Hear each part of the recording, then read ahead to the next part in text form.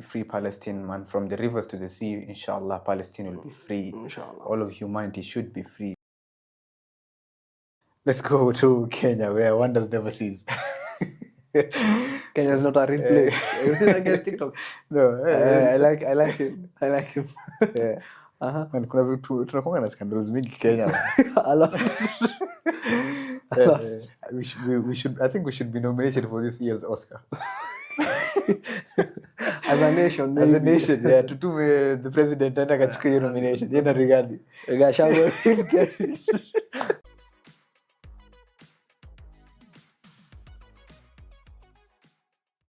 And yeah, sure. We actually started a long time ago. It's 2 minutes in. Chana kitu do not disturb, man. Siku hizi warembo wamekuwa wengi na story da podcast nini? Nini is not supposed to be feature. Which one? Hii conversation na huyo msichana. You're not supposed to feature. No worries, it's not gonna feature. Mbona unataka watu wajue conversation zako na wasichana? Unaficha nini? Mjue wasichana ni wazuri kwa hii dunia. We love women, tunapenda wanawake. Hebu cheki hii fit ya. Unaambia kuhusu hii scrubs. Iko fit ya? Yeah, naambia watu waniambie, wanipatie feedback kuhusu scrubs. Ooh la la, we have a lot to talk about today specifically. Most of this, the major thing this is something that has been going on for a very long time. And this is the issue of the people of the Palestine, the genocide that is happening in Palestine right now. It's not only affecting us as individuals, it's also affecting anyone that is human enough, that has feelings or that still has humanity within them. It's not an issue of Muslims, Christians, and Jews. This is it's ethnic cleansing of a particular group by one particular people who we can now actually term as a form of terrorism now. To you specifically, how is this Palestine and Israel, the genocide Israel is carrying out against innocent Palestinian civilians, affecting you as an individual, you as a human being, you as a Muslim, and how are you able to what is your thought process in all this thing? One made me self-reflect in a way, because there's a lot I need to do better. And that is one. Two is the fact that you're still in the healthcare department where it's all about trying to make life as comfortable for the person who is ailing. And the most hurtful point is when you get to realize that guys who are going to take cover in the hospital, civilians who are injured, babies, little babies, newborns, all ametoka kuzaliwa. Seeing fathers and mothers and parents collecting the body parts of their children, it's painful. It really is painful. And what makes it more annoying is that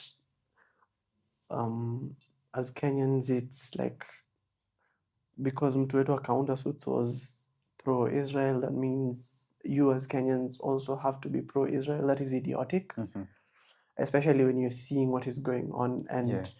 And this Israel is losing the PR battle, this social media thing. They're losing it terribly. That's a good thing about modern day and social media. There's no more like one-directional journalism or form of media whereby one side is blinded and we are led to believe contrary to what is actually happening. There are very many journalists on the ground that have been covering this. Majority of them, a lot of them have lost their lives as casualties of war by the continuous bombing by the Israelis. It's not even casualties. It's like head on, you're now a target. Head on, like hakuna kubembelezwa, like it's not even something that's played low key. It's evident. Hakuna chini ya maji. The biggest question that everyone is asking themselves is, how does this conflict affect us as Kenyans? How does this genocide affect us as Kenyans? How does this ongoing genocide itself on its own? The biggest question is there potential for a World War III? Yeah. Do you think like, because kila mtu anajiuliza, can The this like blow up to be a World War III? Because this is a massacre by one side. It's a genocide. It's painful to watch. there's a friend of mine who always posts diga kumada kako, like it means doesn't your blood boil when you see this, because Yeah. it's not men. If men are used to dying, like like suicidal rates in men are high already. Okay, but when it comes to newborns, when it comes to babies, you just open your phone, Sahi, and the first post you will see is a Palestinian kid stranded somewhere, or body parts in different places, trying to put them together just to show you how much of a massacre this is. In a way, it's disappointing, and I think we need to speak up more. I think we need to speak up more as Kenyans and open our eyes and see what exactly our point of view is, and why is this media, this social media thing, why is it in the favor of the Palestinians more than it is to these guys? When you're talking about speaking up, us as Kenyans, there are people who have organized rallies. There are people who have trying to organize rallies. And today, in today's news from Boniface Mwangi's post, The People's Watchman, there have been 3 people or several people who have been arrested because they were organizing a rally in support of the Palestinians and raising awareness of this genocide that is ongoing. Was to mention them by names, one is called Imaduddin, a lady called by the name Ubah Ahmed. I think they're somehow associated with the Cheche books. I think they own a bookstore or something. But they have been arrested by the government of Kenya for raising awareness against the genocide, that is, for raising awareness to the genocide being conducted by the IDF against the Palestinians, the innocent Palestinians. Is this not creating now a divide among Kenyans into pro-Israeli and people who are for the oppressed? El Mami was said that we have to be on the right side of history. This is actually true. You never should stand with the oppressors against the oppressed. That's true. Because we can clearly see, imagine these people have control over the food, the water, electricity, the air you breathe, how you move. People are like the true oppressors is actually, like you said, diga kudakaka, man, subhanallah. I think as Kenyans, I was going through the post by Boniface Mwangi, and I commend him for what he does. And the same post where he tells us that the few guys who have been arrested, you just go through, I went through their tweets just like a few seconds ago. Went through their tweets. You see how dumb Kenyans. I'm sorry for saying this, but I'm not really sorry. And we have, okay, I don't know if you'll cut this part out. We have pussified men who are too afraid to see what's going on. Those who might be looking at their pocket and saying how much going pro-Palestine would hurt them or hit them. You have those who are afraid of losing brand deals. It's not even brand deals, are purely Islamophobic. Oh yeah. Purely like this is like a platform for them to shine, motherfuckers. Yes. And every single time, right now I think it has died down because Kitambo and you're Somali, you're moving around, unaambiwa kijana. Or yeah, Baharia. Because when the pirate thing came out, bro, we died. Bro, you're 15 years old. 15 years old, you look like a little kid. Happy ID. So what do you say? And then if you have a waiting card, fake. What's next? The degree of Islamophobia, some forms of discrimination we have faced as Somali, Muslim, in this country. Sometimes unanyamazia too, but like, because you see the ignorance in the other person. I'm not saying that every Kenyan is like discriminating. There are actually very nice people who are not Muslims, who are not Kenyans. We grew up we were the only Somali people in, like, when Magongo, Mombasa. Like in a town with a population of like 100,000, we were the only Somali family. Bro, we didn't know Somalia until we were after high school. Mid school, all that's high school. You know that? And then someone will come and think they are more Kenyan than you. Yeah. Telling you get out of our country and all. Backward thinking is there, unfortunately, for some people. We cannot help you at this point. It's okay, stay with your ideology. But what we're trying to say is learn how to see different situations and respond to them differently, however much you're biased against it. Be truthful to yourself. With the arrest of the individuals we have mentioned, Imaduddin Ahmed and Ubah Abdi, by the government, because there's a third guy, I've forgotten his name. Yeah, unfortunately, yeah. But those people have been arrested because they were planning a rally, or they had a meeting for them planning pro-Palestinian rally in support of the Palestinians. Do you know what one idiot said on Twitter? He's like, these guys are planning another bombing of Israeli embassy. You're like, and number one, this is just like a regular. Okay, the Constitution gives you a right to, what's it called, to picket. You can go out there and say what is on your mind. The Azimio group was quoting a lot that Article 20, Article whatever of the Constitution. You have a right to picket, and if something hurts you and you want to express yourself, and especially if it is in masses, you can go ahead and picket. It's there. You have a right to express yourself. But overshooting something that is as small as holding a peaceful demonstration, of which is your right, is being again radicalized into, because there's past history that has been associated with your looks, the way you look, your race, your hair, your name. Yes, you've been stereotyped. Yeah. So this is being now merged together. I think that's wrong. Do you think the government is furthering, or is like creating a deep divide by doing so, like arresting these people because they are pro-Palestinian? Eventually, this has the potential of spiraling into a full-on, full-blown thing. Yes, between people in the pro-Palestinians and people Israel. Yes, in the country. And especially with our president choosing to go with one side, yet he does not represent. I know his results. Money is always there. Like you said, how Israel is now doubling funds for influencers who are pro-terrorism. Yeah. So for Mr. Kaunda, we get it. It's okay, and we both know where you fall on the side of history, and we both know probably what you're thinking. Yeah. And maybe it doesn't hurt you per se, but we believe in an afterlife, and we will see the end results. And anyway, it's a painful thing to talk about right now. It's a very painful thing to talk about. If we move back to wherever our brothers and humans in Palestine are going through, there's usually stages of genocide.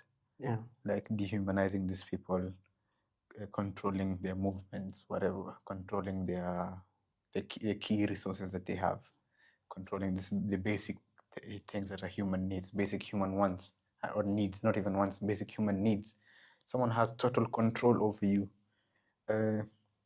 When the bombing attack of the Al Ahli hospital happened, you as a healthcare personnel, you as a doctor, I've seen that video, very emotional video of Dr. Ghassan Abu Sita, the plastic surgeon, talking about how he is working with ceiling that is falling off because of the bomb.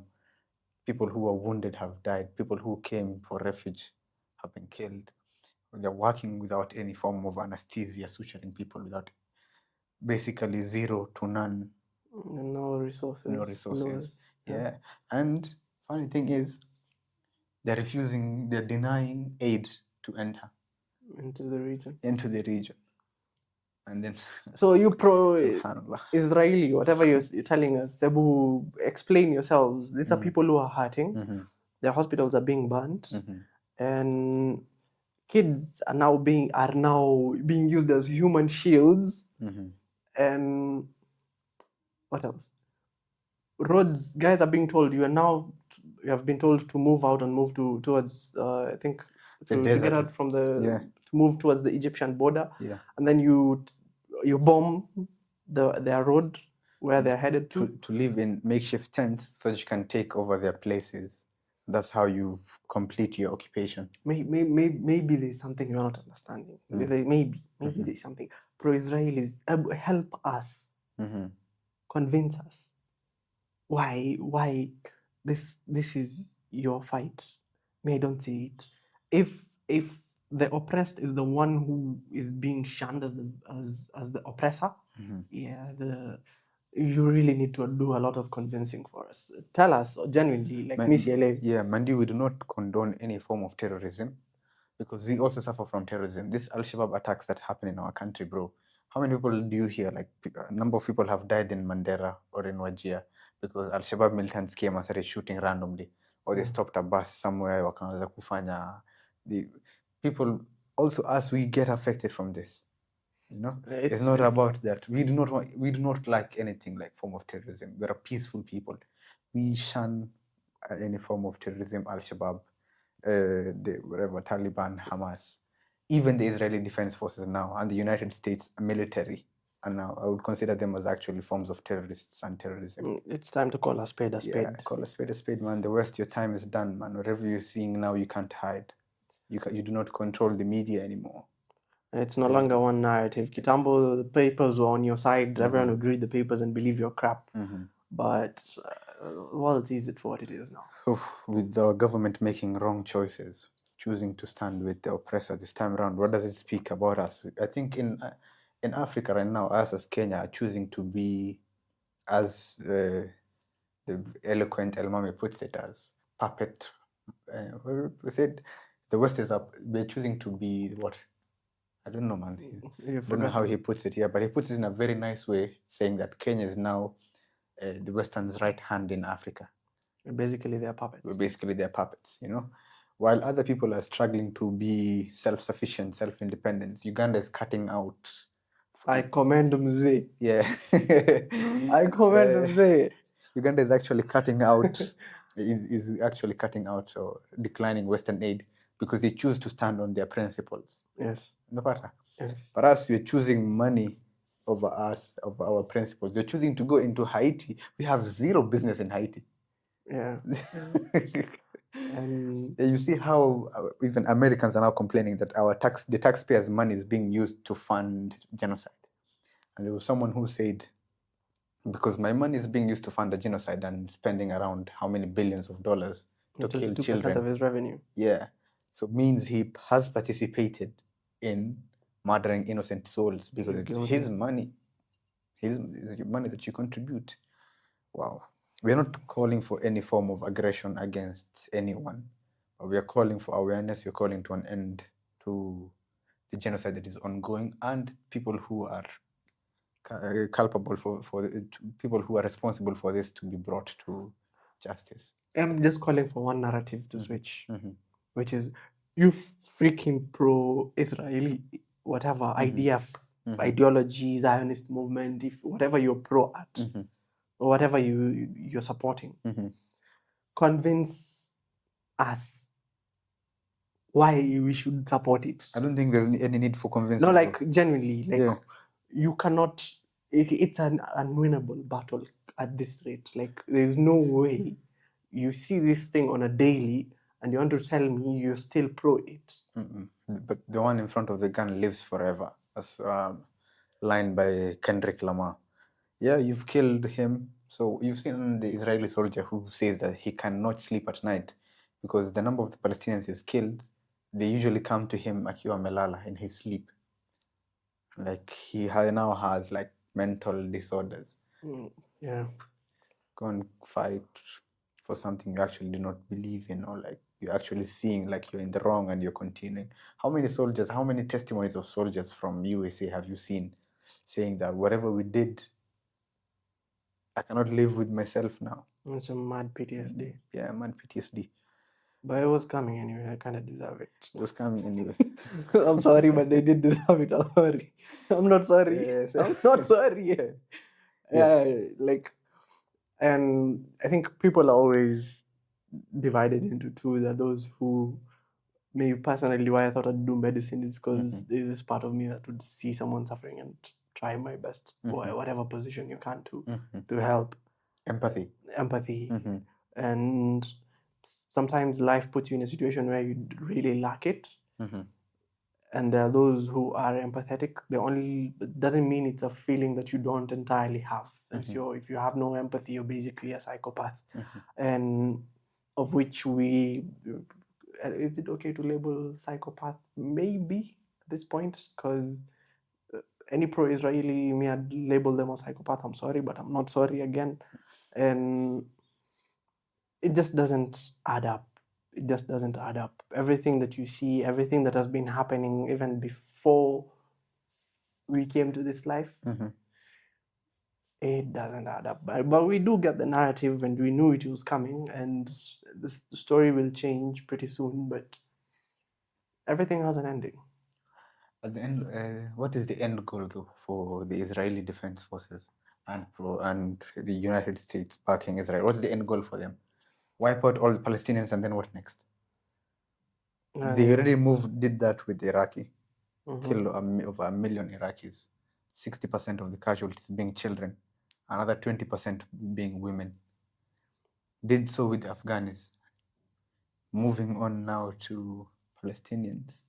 What's the end goal for them? Do they wanna like totally wipe out a specific part of the population or like of the world, just to be able to control resources? We call upon everyone to call out this bullshit that is being carried out by IDF and United States. Free Palestine, man. From the rivers to the sea, inshallah, Palestine will be free. Inshallah. All of humanity should be free. And there's a graph I was seeing. Okay, actually two specific things. The one that was brought by Yusuf. Yeah. Where showed the casualties. It shows the number of casualties and deaths that Palestinians face every year, and in comparison to the number of casualties seen amongst Israelis. And with his elite sarcasm, I was asking Ben Shapiro what was the exchange rate. Yes. Yeah. It was 1 for 27. 1 for 27. 1 for 27. Yeah. It will make you rich. The people of Palestine decided that it's better for them to die than to live on their knees. I think that's everyone stands for something. And you must die by what you stand for. True. Yeah. It's sad, subhanAllah. It's sad, man.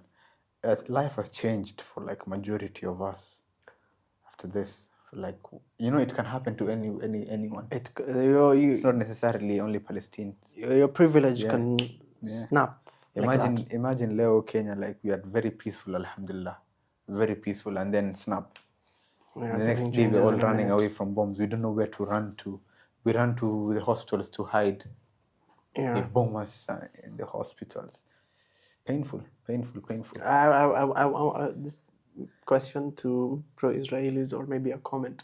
And what would it feel like if this was you in this position? I just want to understand what your claims would be. Like, yes, pro-Israel in such a context when it's you who's going through this. Maybe the people enjoy such shit. Maybe that's the only explanation. I'm not trying to be like Bassem Youssef and all the sarcasm, but I hope you get it. And sucks. Yeah. Oh, we actually forgot to introduce ourselves. It's a burning topic, so it's understandable. Understandable, yeah.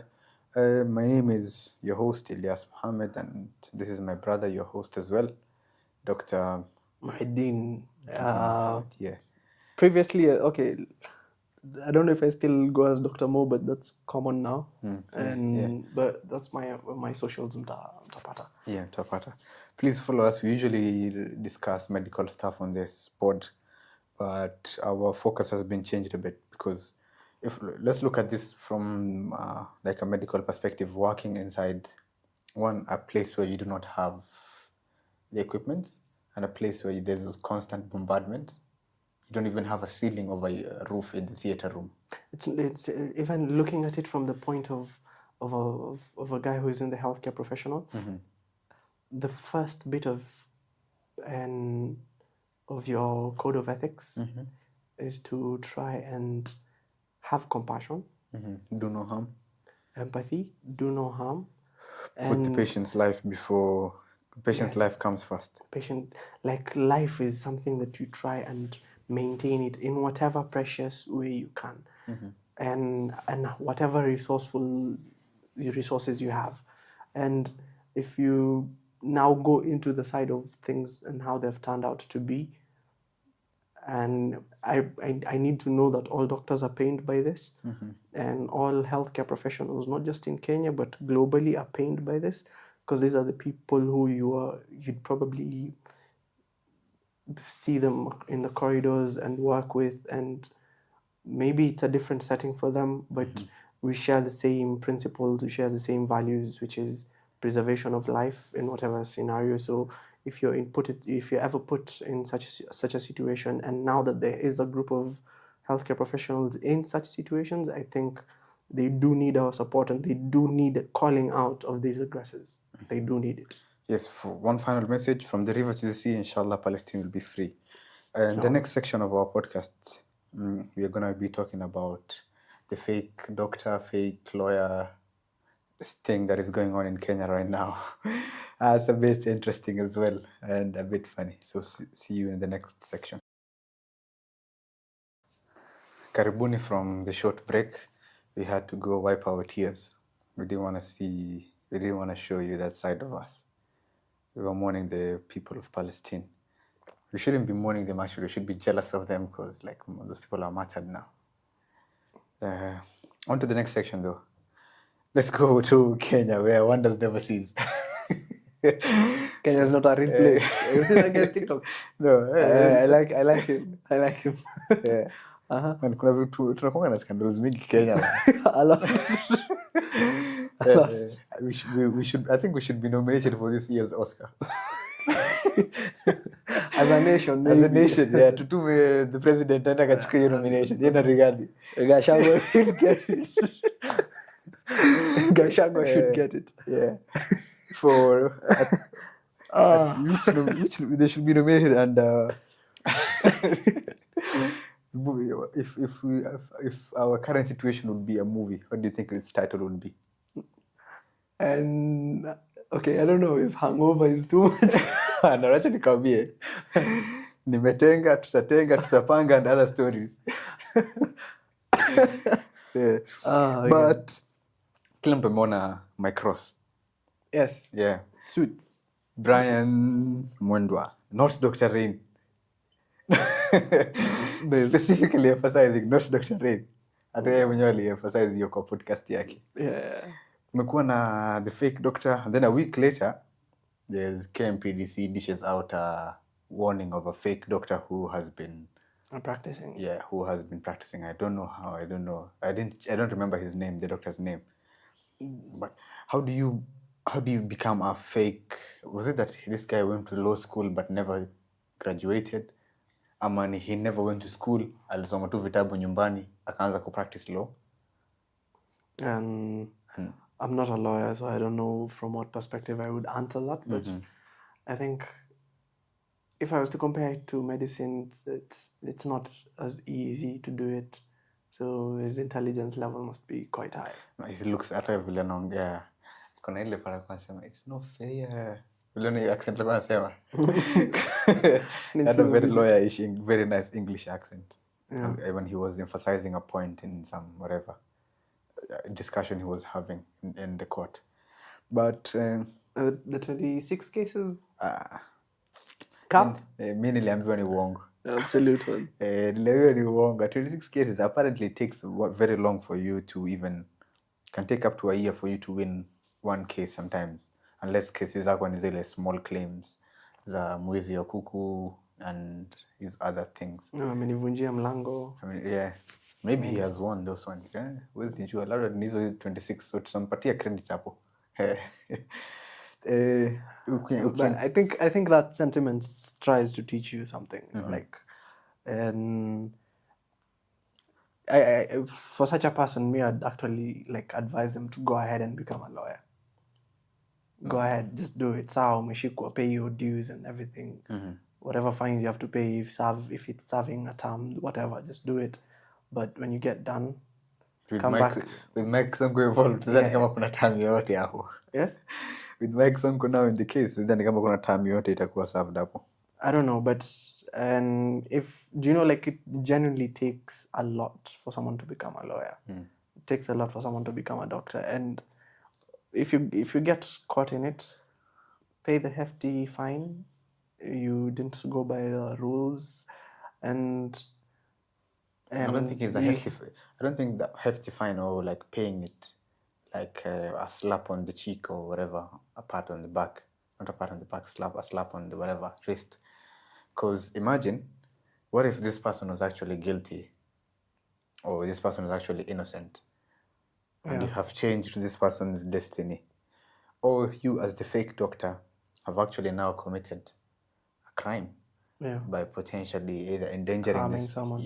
By harming someone. Because one of the oaths that we take in our Hippocratic oath is do no harm. A doctor, basically you undergo 6 to 7 years of training. From there you learn basic sciences. You learn how these sciences apply to the human body, how diseases come about, how these drugs that we give, how these drugs that we give play around with the body's biomechanics and how the body deals with the medication. The indexes of their dosages and how they interact. Who to give and who not to give. There's a lot behind it. But I think for medicine it's different. If you're passionate about it and you always have been, just go ahead and do the way it's been set. Because I think medicine has always been a field where if you're in, you're in. There's no half-assed thing. And law, I do not know how it works, but most lawyers, I know, this is something maybe you guys will tell me. Lawyers are the best liars. Like, you guys can lie. I don't think it's lawyers. It's politicians. No, like, but lawyers make good politicians. They make good politicians. So they're the best liars, and maybe this guy with his lies, ameng'ang'ana paka he managed to achieve. Na nasikia ni unajua ati alishikwa aje. Alikuwa amekula sijui demia sijui boss ama sijui ni nani. No. So these guys were covering for him. I don't know, like maybe I don't know, but Kenya. They didn't know. Probably they knew, or someone knew. And sijui kakula demia sijui nani. Bro, women will be nervous. Sijui alifanya nini, and then someone decided to like, oh fuck it, you ruined me, let me ruin you. But tulikuwa tunaongea kuhusu this fake doctor now who was practicing. Until what extent or what level do you go whereby you start performing operations and procedures on someone, yet you're not certified, or like you're a fake doctor? Because to give you just like an example, we learned by observing, assisting, and then practicing under supervision. Under supervision, and then doing it with minimal supervision. Minimal to no supervision at all. It's easier for you. You can grasp that. The techniques. The techniques and the handwork can be grasped. But the science and the medicine behind these techniques and why you're not supposed to do this or why you're supposed to do that is missing. So basically it's like you're giving quack practice. This is quack practice. You're costing a life at that point. Costing a life. It's just a matter of time anyway. I don't know if this guy had casualties though.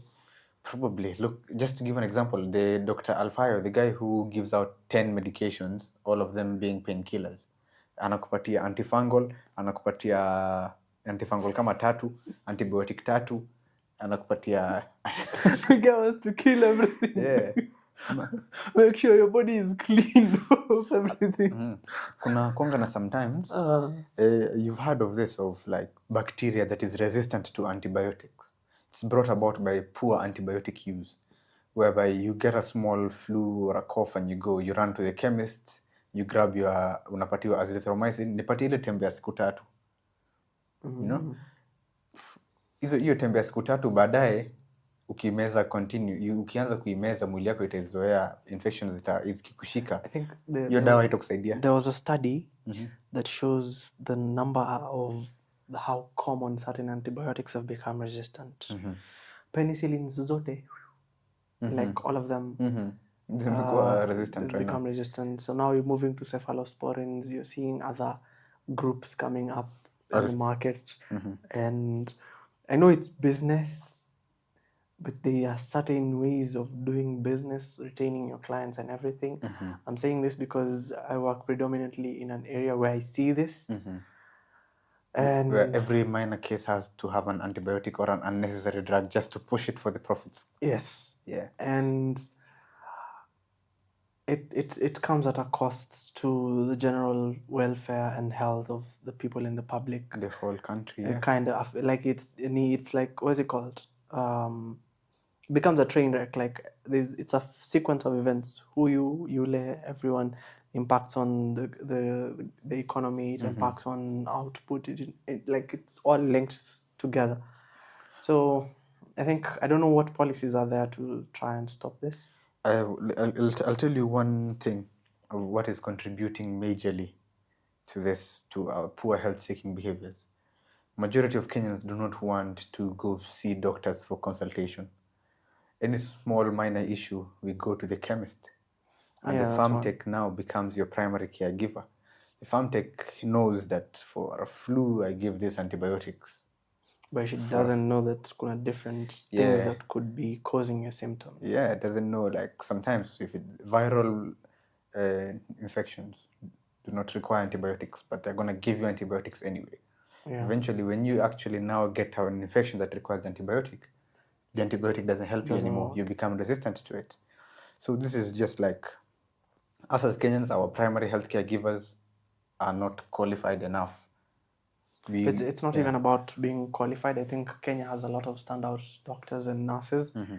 I think it is the ideology and thinking of Kenyans where it's all about being cost effective, and I understand that the economy has put it at such a place.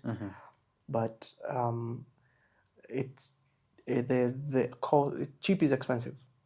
That is the term, yeah? Cheap is expensive. You go looking for a quick fix. It will work today, it will work tomorrow. On the third day, it might not work. And at that point, there's very little we can do. Yeah. You kuna list flani, or someone had an infection. I think it was a urinary tract infection. And then they had pre-medicated alcohol madawa, like 1 million medication before. And now this infection comes at a very severe point. And they go to the hospital and like they take cultures and look which antibiotic is this infection susceptible to, or which medication can kill this infection. A list of like 20 medication, including the strongest antibiotic, were not effective against that particular microbe or organism. So where does that leave us in the next 10 to 15 years? That's true. In terms of our antibiotics. That's really true. For simple infections, you're going to be having to giving you the most expensive antibiotics. The strongest and the most expensive ones. So I've been in Italy for quite some time, and I've interacted with guys from different parts of the world, because Italy is like, it harbors everyone. I'd say Italy is the capital of Somali people. In Kenya? All over the world.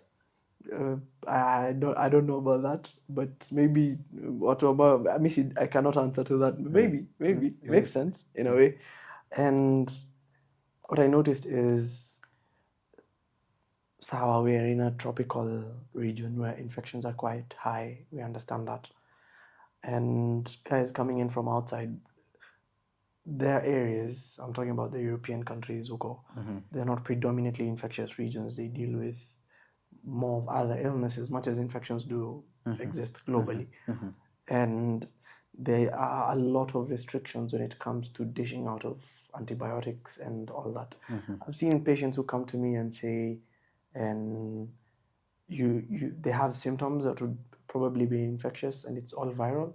I just tell them to go home, drink water, and just take maybe a Panadol for the fevers, and have a lot of lime, boost your vitamins, let the virus clear out on its own. You saying that, and some people might think you're less of a doctor because of the mdunga shindano exists. Yeah. And again, remove that out of your head, because by the time, these are things that are factual, things that have been studied, things that have evidence, and the person who's doing this and why he's doing it knows why he's doing it. So not just dish out and make money. So you see where you're being manipulated in such a sense, where and psychologically you believe shindano will work for me. I have kuna some few patients I've seen who have been diagnosed with asthma, yet it's just panic attacks that they get. Yeah, I'm gonna put this in Somali. Like Somali ahaan markaanu nahnay dabeecadaheena oo markaa maxaa lahaa caafimaad iyo waxaasaan raadinayno infection ama cudur yar markuu nagu dhaco badanaa dhakhaatiirtu ma tagno waxaan u tagnaa maxaa la dadka farmashiyaasha fadhiyaan maaragtaa kuwaasa dhakhaatiir noo ah kuwaasa daawona siiyaan oo badan waxaana siiyaan daawo khaldan oo kadib xaaladda markay sii xumaato waxaan u tagnaa dhakhaatiirta kale in maxaa lahaa trying to salvage everything wixii dhan markay halaabeen ba maxaa la istaalka aadana inkastoo maxaa lahaa caafimaad ilaahi xaggiisa jirto maaragtaa. Do you know, like, and I usually find it funny, but it has worked in the past. Oh yeah. No, the herbal medicine is actually, some of them, they have antioxidants which make them good, but some of them are sold in with a lot of impurities again. As long-term use and causes liver damage, maaragtaa. beerka dilaa hadhow maxaa dadku ku imaanaya staalka ay dhan beerkood ka dhaawacmay maaragtaa adigoo marka waxba ka qaban karin.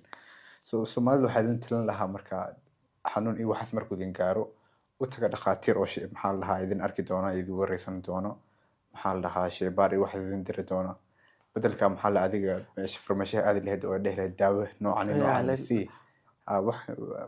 the main reason why medicine is evolving is to do things with evidence. Yep. And hospitals offer you that, and your doctors offer you that.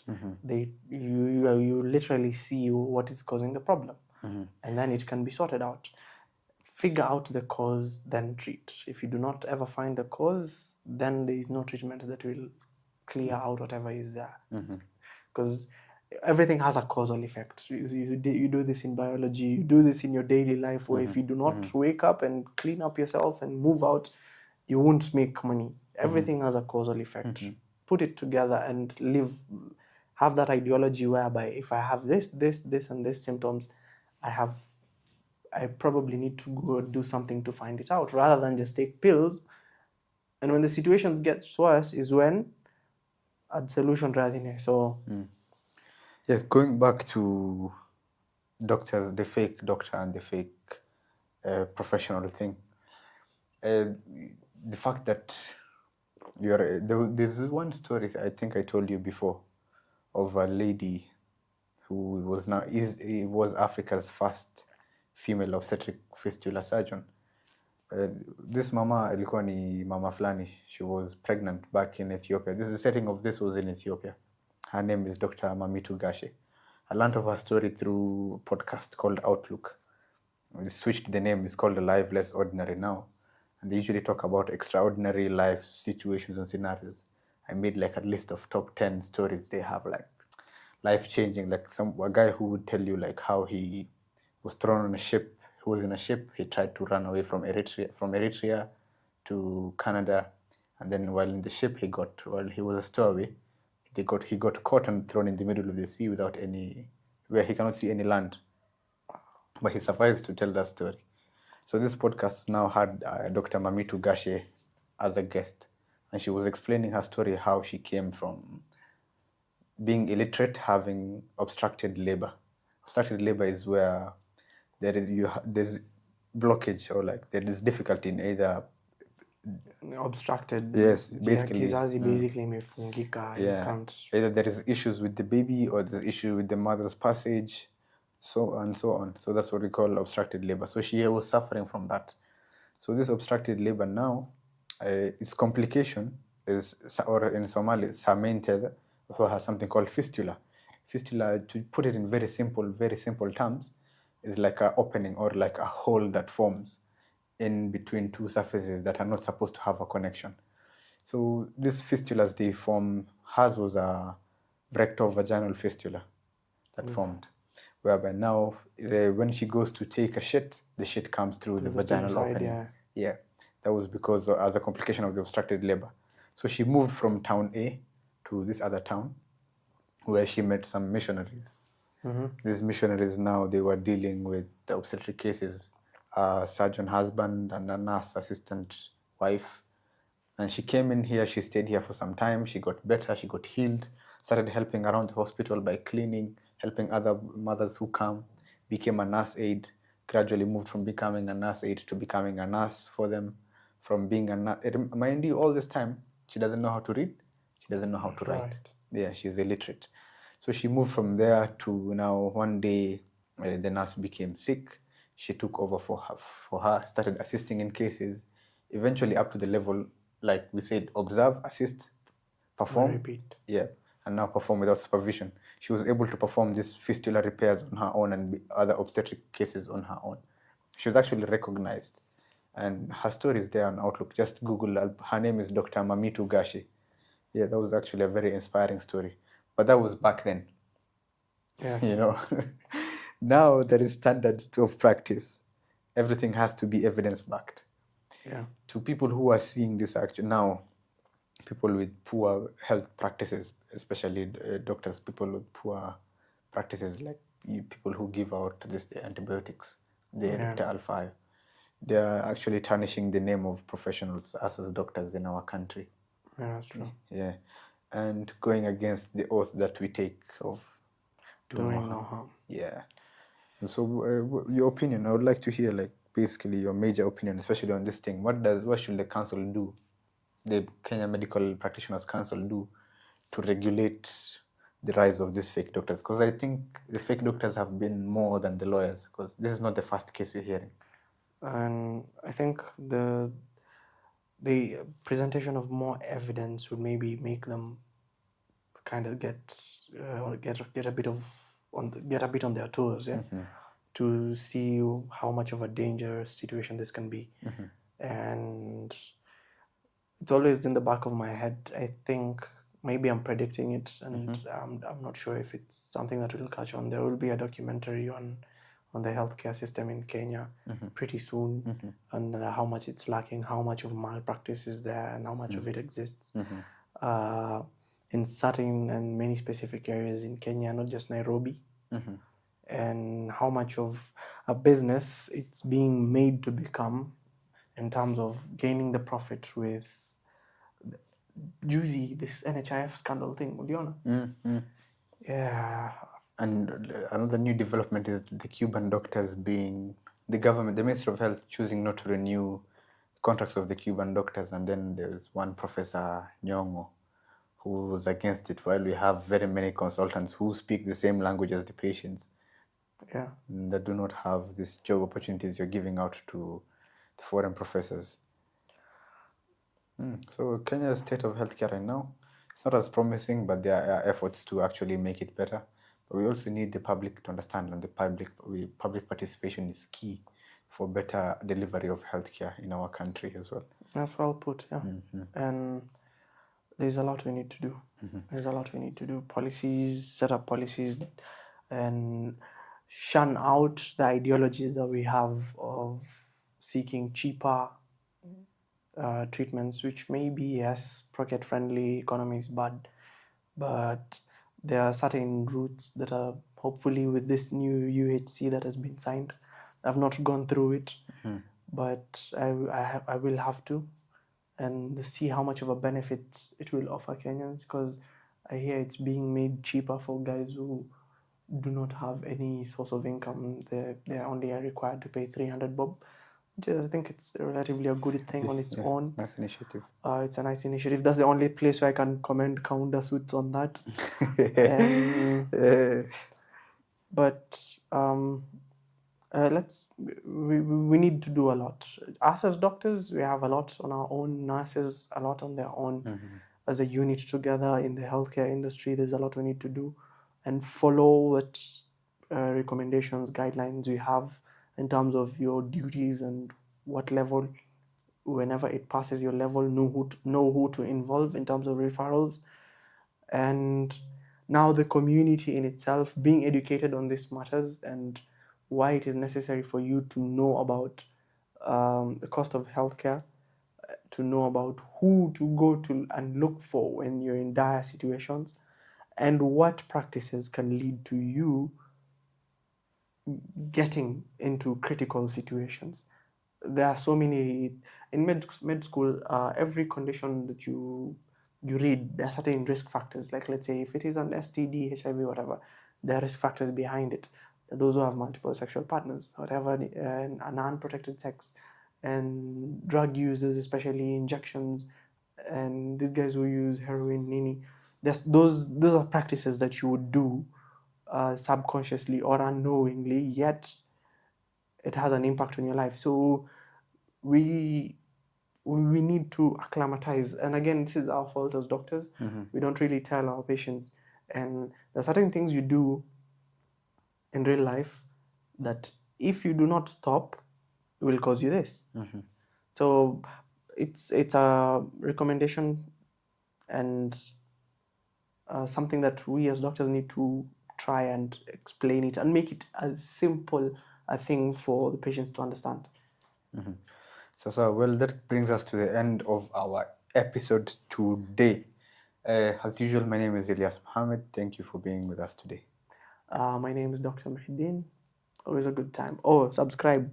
Oh, See, that's how. we See, forgot. that's how.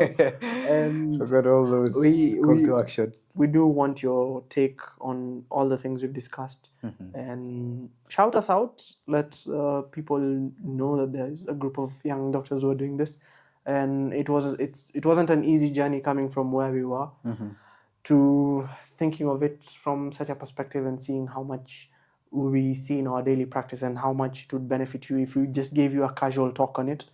And we are not purely scientific and we are not using heavy terms, so there's a lot you could pick out, one or two things, and see how much of an impact it could have on your lives. Sure. So let us know what you want us to talk about or discuss in the comments, and we'll always get back to you and we'll discuss more later. Thank you. That has been me, Ilyas. Gracias muchos. Spanish.